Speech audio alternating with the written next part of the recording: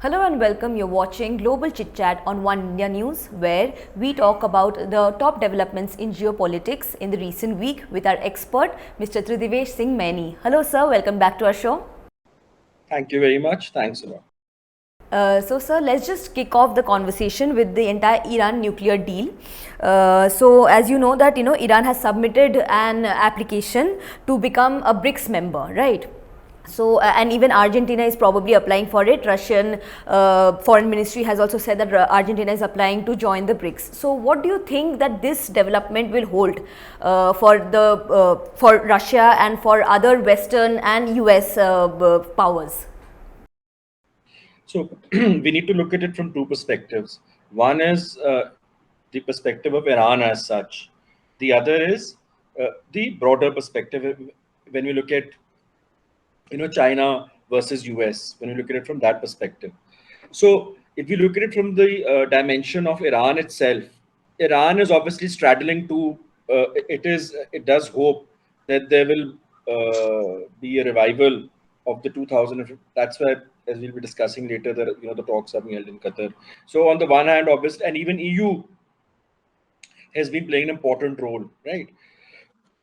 So you have the Western narrative with regard to Iran, and Iran essentially is trying to sort of, in simple terms, is trying to hedge.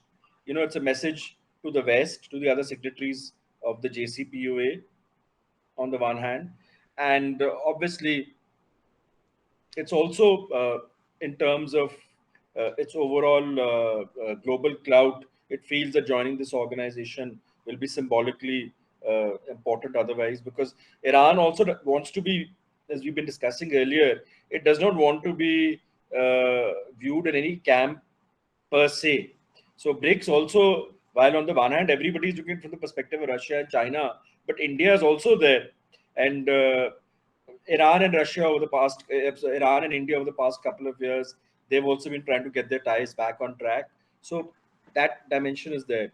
Russia will obviously look at it as a way of the fact that that while the US is trying to isolate it, countries like Iran are willing to join BRICS, and so is Argentina. Russia has already said that. So everybody is going to, for Iran, it's about the advantages. For Russia and China, more so Russia at this point of time, it's about the symbolism that, we are not, while the West is trying to make us into pariah, but we are not going to become one. We won't get isolated in that sense. As far as BRICS otherwise is concerned, as we have discussed, due to geopolitical wrangling within the organization, not much progress has been made in recent years. And as I had said, a lot of people call it an acronym.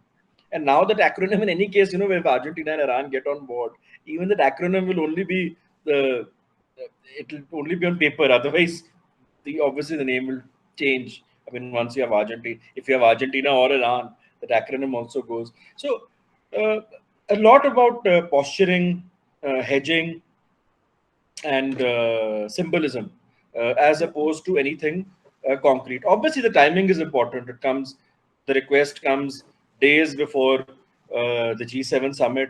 It comes days before the negotiations have started, in Qatar with regard to the nuclear deal. So the timing is very, very interesting. And obviously, even if you look at even the G7 and the BRICS meetings, G7 tried to come up with an alternative. For instance, there was a lot of focus on coming up with something which counters the BRI. There was a lot of criticism also of the Chinese model of engagement with developing countries. So while everyone is looking at Iran wanted to basically move even closer to the China-Russia camp. And obviously, if you look at the agreements which have been signed, I mean, with China, for instance, and even the ongoing agreement that in the process of negotiating a 20-year agreement with Russia, then you have the foreign minister of Russia also visited Iran, all that. So that's what. If you look at it perceptibly, obviously it is much closer there. But I think Iran also wants to. It doesn't want to be totally isolated. And apart from what it says to its domestic audience, I think the foreign policy is very different. And also, speaking of Iran and unfinished negotiations, US and Iran are supposed to hold indirect talks in Qatar, right? And we all know that Qatar shares a good relationship both with the US and Iran. So, do you think that Qatar, being the mediator, can actually form some kind of a consensus between the two countries, US and Iran? See, I think there are some sticking points. For instance, Iran has removed the surveillance cameras of IAEA, and if you look at Iran's nuclear program, also, the West is getting worried and skeptical. Then Iran wants the IRCGC to be removed from the terrorist list.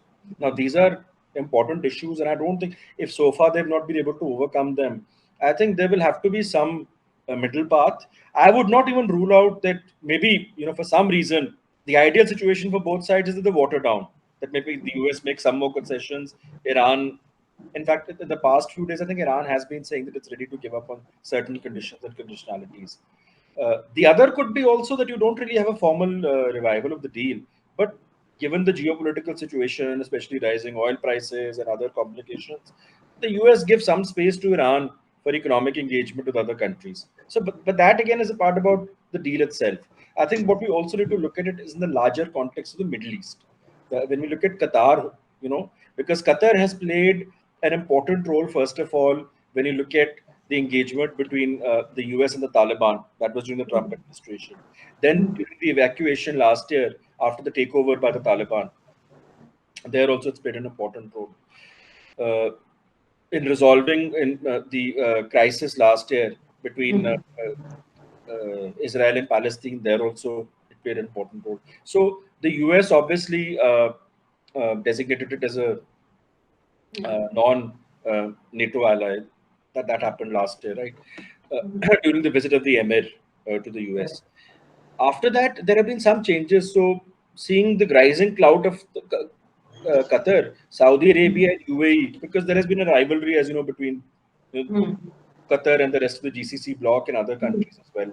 The key, I mean, the main issues are Qatar's the cordial relationship with Iran all through, even when there were tensions between the West and other GCC countries, the Al Jazeera channel, and then the support by Qatar for certain groups, right? So that has been that. Anyway, they had imposed a blockade and then they had to remove that. So, Right. but what has happened now is that in the last year, the clout has really, I mean, Qatar's importance has increased. And now, but past few months, some other interesting developments took place. So you have the Saudis and the UAE trying to become more flexible, more pragmatic, themselves reaching out to Iran, uh, Saudi Arabia reaching out to Turkey, and then you had the visit recently of MBS to three Middle Eastern countries. So he's become more proactive. So and also, what was very interesting was that the management of three airports in Afghanistan was actually handed over to a UAE-based company. So some people had started saying that that whether Qatar's clout is reducing, vis-a-vis the Taliban and so on. But Qatar has also said, because the US does not have an embassy there, it has also said that it will be, sort of, so the Qatari embassy there would be carrying out diplomatic activities as well, and they on behalf of, so which means that if there are some, if later on some diplomatic staff or you need some people, they will be based out of the Qatari embassy as well. So there'll be the sort of intermediary in that sense.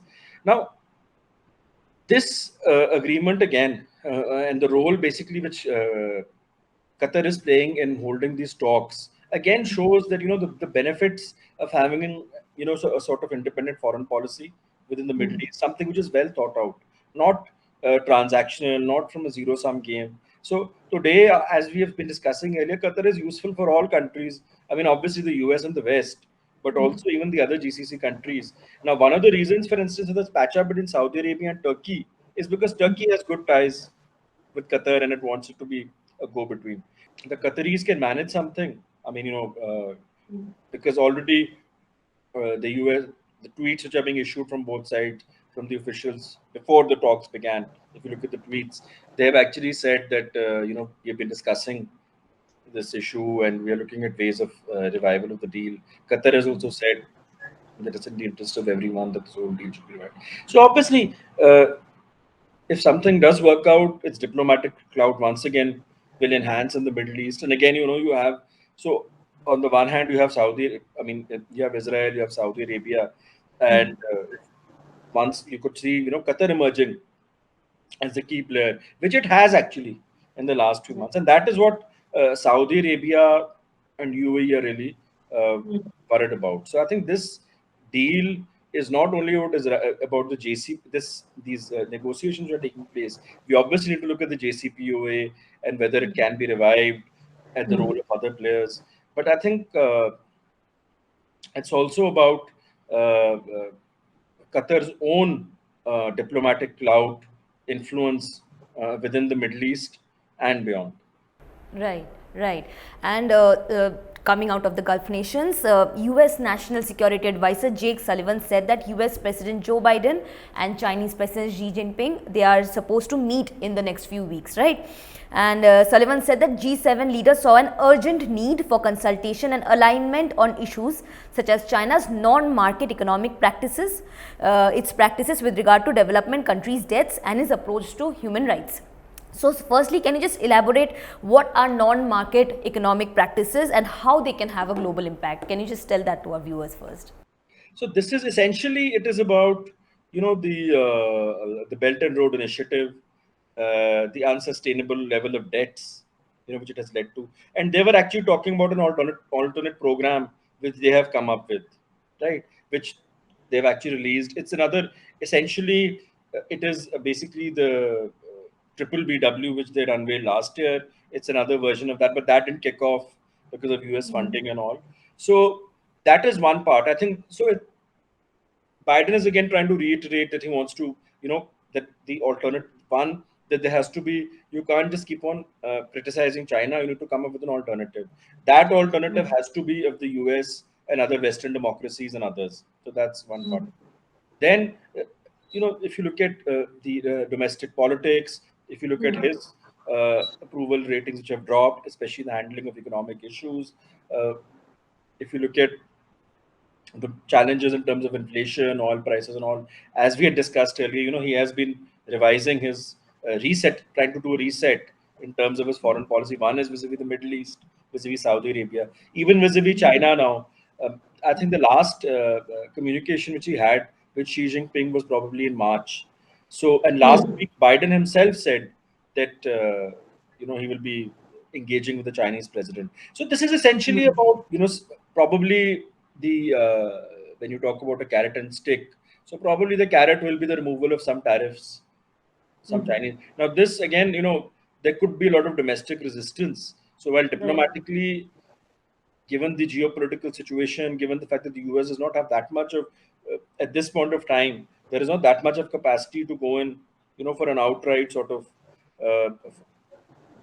aggressive approach vis-a-vis China. So obviously there have to be some shades of gray. And if you notice, I think Sullivan also, he spoke about the need to avoid a Cold War sort of situation.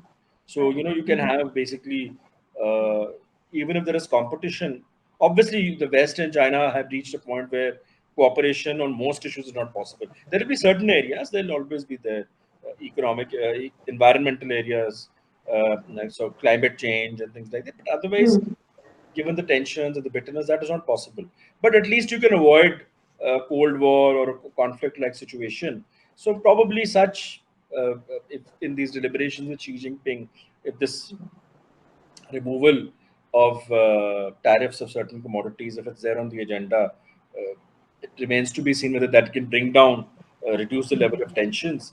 Uh, and because currently at this point of time, obviously it's unlike, if you look at the period till about 2014, 2015, uh, and even later, uh, there were obviously major differences between the US and China, but tensions had not reached this level as they have after post 2019, post 2020. And some tensions will be there, but they need to be, it needs to be, even if there is a level of conflict also, it has to be manageable. It cannot go out of proportion. I mean, look, you don't want, in other situation, like Ukraine emanating somewhere else. So that is what all sides are probably looking at. Right, right, right. So thank you so much for the information that you have imparted us today, and thank you everybody for watching Global Chit Chat. Please catch us again on the next week. Thank you so much, sir. Thank you. Subscribe to One India channel and never miss an update.